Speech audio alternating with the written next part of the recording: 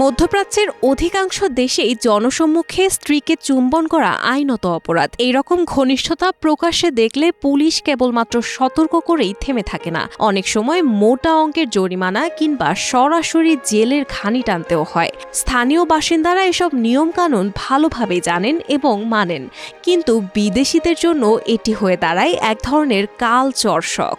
উদাহরণস্বরূপ ২০০৯ সালে এক ব্রিটিশ দম্পতি দুবাইয়ের একটি পাবলিক জায়গায় একে অপরকে চুম্বন করার দুঃসাহস দেখালে তাদের ঠাঁই হয় কারাগারে। ৩ মাসের সাজা শুনিয়ে দেয় আদালত। মধ্যপ্রাচ্যে ভালোবাসার প্রকাশও হতে পারে শাস্তিযোগ্য অপরাধ।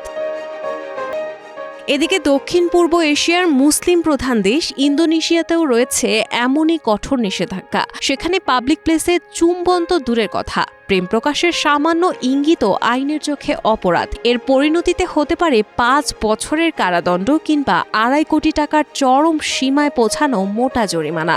ধর্মীয় ও সাংস্কৃতিক শৃঙ্খলা রক্ষায় ইন্দোনেশীয়রা এসব নিয়ম অত্যন্ত কঠোরভাবে অনুসরণ করে।